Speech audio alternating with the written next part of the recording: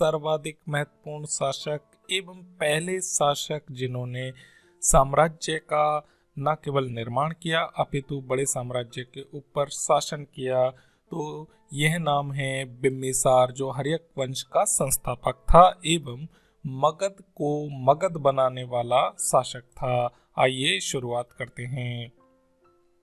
इस video lecture के तहत हम सर्वप्रथम मगध राज्य की पृष्ठभूमि के बारे में परिचर्चा करते हुए आगे बढ़ेंगे। फिर मगध के आरंभिक इतिहास को हम समझेंगे, साथ ही बिम्बिसार के बारे में परिचर्चा करेंगे।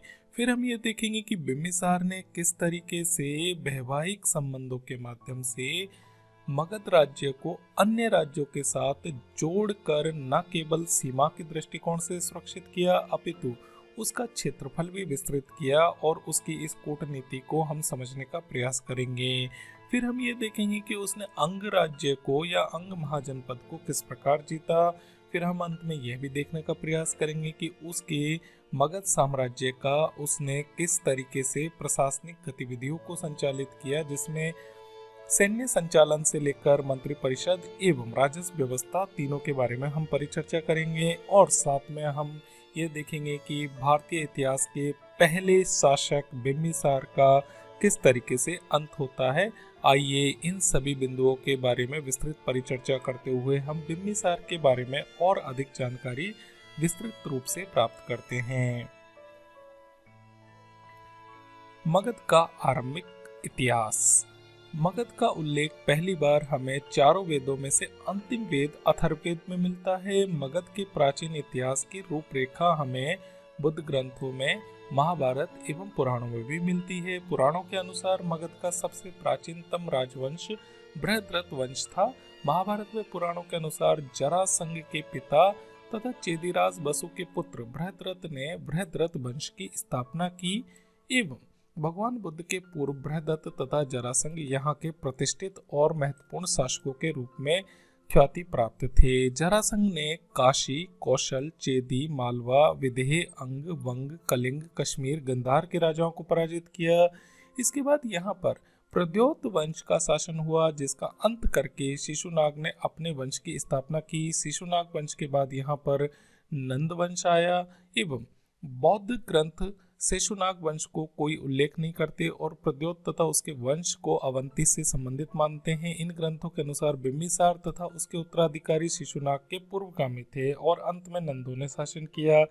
इस प्रकार बौद्ध ग्रंथों का क्रम अधिक तर्कसंगत लगता है, जिसके अनुसार मगध का प्रथम शासक था बिम्बिसार, जो हर्यक वंश का था। शिशुनाग वंश ने हर्यक वंश के बाद शासन किया। बिम्बिसार भारत का पहला शासक ऑफिशियल रूप से, जिसे इतिहास में प्रमाणिक रूप से पूर्णतः हम स्वीकार कर सकते हैं। मगध साम्राज्य की महत्ता का वास्तविक संस्थापक हर्यक वंश का बिम्बिसार था, जिसने ईसा पूर्व 544 में हर्यक वंश की स्थापना की। कहा जाता है कि बिम्बिसार प्रारंभ में लिच्छवियों का सेनापति था, जो उस समय मगध पर शासन करते थे, किंतु बौद्ध ग्रंथों से पता चलता है कि बिम्बिसार को 15 वर्ष की आयु में उसके पिता ने ही मगध का शासक बनाया था। भारतीय साहित्य में इसके पिता का नाम भट्टिय, महापद्य, हेमजीत, क्षेमजीत अथवा क्षेत्रोजा आदि मिलता है। दीपवंश में बिम्बिसार के पिता का नाम बौद्धिस मिलता है, जो राजगृह का शासक था। इससे लगता है कि बिम्बिसार का पिता स्वयं शासक था, इसीलिए बिम्बिसार का लिच्छवियों का सेनापति होने का प्रश्न ही नहीं उठता। वस्तुतः ये सभी प्रश्न कुछ हद तक विवादित है एवं एक उत्तर की तरफ नहीं लेके जाते हैं, क्योंकि हमारे पास साहित्यिक स्रोतों की या लिखित स्रोतों की कमी है, या पुरातात्विक स्रोत जो है वो हम पर्याप्त रूप से उनको एकत्रित नहीं कर पाए हैं। अंत में हम ये कह सकते हैं कि बिम्बिसार के बारे में स्पष्ट एवं क्लियर सूचना वह ये है कि 1544 BC में उसने मगध की सत्ता पर अपना शासन की शुरुआत की। महावंश में दीपवंश से भी पता चलता है कि महापुण्यात्मा बिम्बिसार को 15 वर्ष की अवस्था में उसके पिता ने ही अभिषिक्त किया एवं शासन के 16वें वर्ष में शास्ता ने उसको धर्मोपदेश दिया था। इस प्रकार बिम्बिसार मगध का परंपरागत उत्तराधिकारी था और यह राज्य उसके पिता के द्वारा ही प्राप्त हुआ। जैन साहित्य में उसे श्रेणिक कहा गया है, जो उसका उपनाम रहा होगा। बिम्बिसार बहुत अधिक महत्वाकांक्षी या फिर बहुत इच्छाएं रखने वाला एवं विल पावर वाला शासक था, जिसकी राजनीतिक शक्ति के रूप में मगध का सर्वप्रथम उदय हुआ। उसने गिरिब्रज या राजगीर को अपनी राजधानी बनाया। कूटनीतिक वैवाहिक संबंधों से उसने कौशल, पंजाब की विजय नीति अपनाकर मगध राज्य को विस्तृत किया। बिम्बिसार की कूटनीति एवं दूरदर्शिता का एक महत्वपूर्ण पक्ष था उसके द्वारा विभिन्न निकटवर्ती एवं दूरवर्ती राज्यों के साथ वैवाहिक संबंधों के माध्यम से न केवल उसने अपनी सीमाओं को सुरक्षित किया, अपितु उसने कुछ क्षेत्रों में अपने राज्य की भूगोल को भी विस्तृत किया। कूटनीति एवं दूरदर्शी शासक बिम्बिसार ने सबसे पहले समकालीन सभी राजवंशों में अपने वैवाहिक संबंध स्थापित कर मगध राज्य के प्रभाव का विस्तार किया। वैवाहिक संबंधों के क्रम में उसने लिच्छवी गणराज्य के शासक चेटक की पुत्री चेलन्ना के साथ विवाह कर मगध की उत्तरी सीमा को पूर्णतः सुरक्षित कर लिया। इस विवाह संबंध से बिम्बिसार ने न केवल वैशाली जैसे व्यापारिक क्षेत्र में अपना प्रभाव विस्तृत किया, अपितु दक्षिणी सीमा पर बहने वाली गंगा नदी से होने वाले जलीय व्यापार पर भी उसने नियंत्रण स्थापित किया। विनय पिटक जैसे बौद्ध ग्रंथ से भी ज्ञात होता है कि लिच्छवी लोग रात को मगध की राजधानी पर उत्तर से आक्रमण कर लूटपाट करते थे। इस वैवाहिक संबंध से ऐसी घटनाओं पर निश्चित रूप से न केवल नियंत्रण स्थापित हुआ, अपितु शांति व्यवस्था स्थापित हुई, जिसने मगध को आर्थिक, व्यापारिक एवं शांति के स्तर पर समृद्ध किया। बिम्बिसार का सर्वाधिक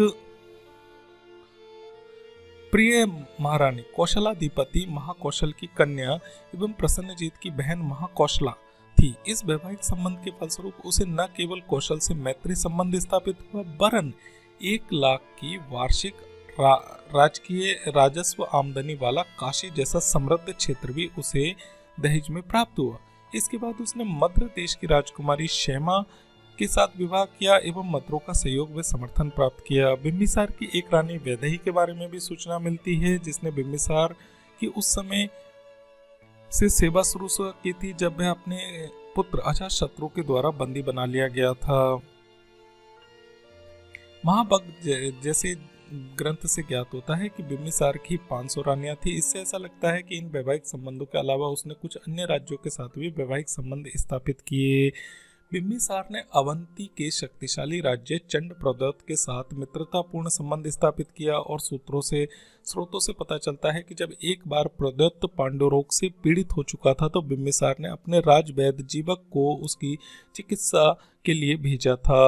सिंधु के शासक रुद्रयान या गंधार नरेश तथा पुष्पकारिन से भी उसके मैत्री संबंध थे। गंधार नरेश के पास उसने एक दूत भेजा था और साथ में पत्र भी भेजा था। इस प्रकार बिम्बिसार ने कूटनीति एवं वैवाहिक संबंधों के माध्यम से आक्रामक नीति भी बनाए रखी और मित्रता एवं संधि और सहयोग एवं रिश्तेदारी की नीति के माध्यम से अपनी सीमाओं को सुरक्षित भी रखा। साथ ही भूगोल को भी उसने विस्तृत किया अपने मगध साम्राज्य के लिए। अंग राज्य की विजय बिम्बिसार के लिए बहुत अधिक महत्वपूर्ण विजय में से एक थी। बिम्बिसार के मैत्री संबंधों के द्वारा अपनी स्थिति मजबूत करके बिम्बिसार ने सैनिक शक्ति का प्रयोग करते हुए पड़ोसी अंग राज्य को जीतकर मगध साम्राज्य में मिला लिया। मगध और अंग की शत्रुता बिम्बिसार से भी पहले से चली आ रही थी। एक बार अंग नरेश बृहदत्त ने बिम्बिसार के पिता को पराजित भी किया था। विदुर पंडित जातक से पता चलता है कि मगध की राजधानी राजगृह पर अंग का अधिकार था और महत्वाकांक्षी बिम्बिसार ने अपने पिता की पराजय का बदला लेने और मगध का विस्तार करने के लिए अंग राज्य पर आक्रमण किया। अंग नरेश ब्रह्मदत्त पराजित हुआ, मारा गया। बिम्बिसार ने वहां अपने पुत्र अजातशत्रु को उपराजा या वायसराय नियुक्त किया, गवर्नर नियुक्त किया। बिम्बिसार की इस विजय ने मगध में उस विजय और विस्तार का दौर प्रारंभ किया जो अशोक के द्वारा कलिंग विजय के बाद तलवार रख देने के साथ समाप्त हुआ। अब मगध का लगभग संपूर्ण बिहार व झारखंड वर्तमान क्षेत्र पर अधिकार हो गया था। बुद्ध घोष के अनुसार बिम्बिसार के राज्य में 80,000 गांव थे और उसका विस्तार लगभग 300 लीग या 900 मील के लगभग था। बिम्बिसार का एक अन्य पक्ष आता है कि कुशल प्रशासक के रूप में वह निरंतर हमें नजर आता है। बिम्बिसार बहुत अधिक कुशल प्रशासक था। शासन की सहायता के लिए कई प्रकार के अधिकारी नियुक्त किए गए। बुद्ध साहित्य में उसके द्वारा कुछ पदाधिकारियों के नाम मिलते हैं, जिसमें उपराजा, मांडलिक, सेनापति, महापात्र, व्यवहारिक महापात्र, सब्बत्था सर्वाधक महापात्र एवं ग्राम भोजक आदि। सबबत्थक महापात्र सर्वाधक महापात्र सामान्य प्रशासन का प्रमुख अधिकारी था, जबकि व्यवहारिक महापात्र सेना का प्रधान अधिकारी था। भारतीय इतिहास में बिम्बिसार पहला ऐसा शासक था जिसने स्थायी रूप से राज्य के लिए सेना रखी एवं प्रांतों में राजकुमार या राज परिवार के सदस्यों को वायसराय या गवर्नर के रूप में नियुक्त किया। वह अपने अधिकारियों और कर्मचारियों को उनके गुण दोषों के आधार पर पुरस्कृत भी कर रहा था, दंडित भी कर रहा था। वह एक महान निर्माता था और परंपरा के अनुसार उसने राजगृह नामक नवीन नगर की स्थापना की, जो उसके द्वारा स्थापत्य कला से लेकर शहरों की स्थापना की तरफ एक बड़ा कदम था। बिम्बिसार के व्यक्तिगत धर्म के संबंध में कुछ स्पष्ट ज्ञात नहीं है। बौद्ध ग्रंथ उसे बुद्ध धर्म का अनुयायी बताते हैं तो जैन ग्रंथ उसे जैन धर्म का। उत्तरायधन सूत्र के अनुसार बिम्बिसार अत्यधिक विनय के साथ अपने परिवार व परिजनों के साथ महावीर स्वामी की शिष्यता स्वीकार कर जैन हो गया था। संभवतः जैन धर्म के प्रति बिम्बिसार का झुकाव अपनी पत्नी चेलन्ना के कारण हुआ था, जो लिच्छवी गण के प्रधान चेटक की बहन थी। लगता है कि बिम्बिसार अधिक दिनों तक जैन मत अनुयायी नहीं रहा और शीघ्र ही बुद्ध धर्म के प्रभाव में आ गया, और विनय पिटक से पता चलता है कि बुद्ध से पहले उसने बौद्ध धर्म ग्रहण कर लिया था और बेलुवन उद्यान बुद्ध तथा संघ के निमित्त दान कर दिया था। कहा जा सकता है कि बिम्बिसार अपने राज्य वैद्य जेबक को भगवान बुद्ध की उपचर्या में नियुक्त किया गया था और बौद्ध भिक्षुओं को निःशुल्क जल यात्रा की अनुमति दी थी, किंतु वह जैन और ब्राह्मण धर्म के प्रति भी सहिष्णु बना रहा। दीर्घ निकाह से पता चलता है कि बिम्बिसार ने चंपा के प्रसिद्ध ब्राह्मण सोनदंड को वहां की संपूर्ण आमदनी ही दान में दे दी थी। बिम्बिसार के विभिन्न पक्षों को जानने के बाद हम ये जानने का प्रयास कर रहे हैं कि बिम्बिसार का अंत कैसा हुआ। तो बिम्बिसार ने लगभग 50 से अधिक वर्ष शासन किया, किंतु उसका अंत बहुत दुखद रहा। इस अंत का कारण था उसका सर्वाधिक प्रिय पुत्र अजातशत्रु, जो महारानी कौशल देवी से उत्पन्न हुआ था। बौद्ध एवं जैन ग्रंथों के अनुसार बुद्ध के विरोधी देवव्रत के उकसावे पर उसके पुत्र महत्वाकांक्षी पुत्र अजातशत्रु ने उसे बंदी बनाकर कारागृह में डाल दिया एवं उसका खाना पानी ही बंद कर दिया। कुछ दिनों बाद कौशल देवी लुक छिपकर बिम्बिसार को खाना देती रही, किंतु जब अजातशत्रु को इसकी सूचना मिली तो उसने कौशल देवी के जेल गृह में जाने आने पर प्रतिबंध लगा दिया। यही नहीं, अजातशत्रु ने बिम्बिसार को और अधिक कष्ट देना चालू कर दिया, उसके पैरों के घाव को करना चालू कर दिया। इस प्रकार की एक पीड़ा एवं घाव से तड़प तड़प कर 492 बीसी में बिम्बिसार के जीवन का अंत हुआ।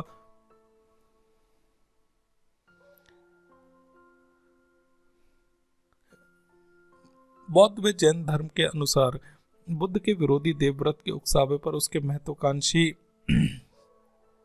पुत्र ने ही उसकी हत्या कर दी थी। जैन ग्रंथों में बिम्बिसार के दुखद अंत की कहानी थोड़े परिवर्तन के साथ वर्णित है, जिसके अनुसार बंदी गृह में बिम्बिसार की देखभाल उसकी पत्नी चेलन्ना करती थी। एक दिन अजातशत्रु से बिम्बिसार के पुत्र प्रेम तथा व्रण सहित अंगूठे को पीने की बात बताई गई, जिससे व्याकुल होकर अजातशत्रु बिम्बिसार की बीड़ी तोड़ने के लिए हथौड़ा लेकर दौड़ा, किंतु बिम्बिसार ने अपने मारे जाने के भय से विषपान कर आत्महत्या कर ली। सत्यता जो भी हो, निश्चित रूप से बिम्बिसार के अंतिम दिन कष्टदायक रहे और उसे न केवल अपने पुत्र के पक्ष में सिंहासन का त्याग करना पड़ा, अपितु उसे प्राण भी गंवाने पड़े।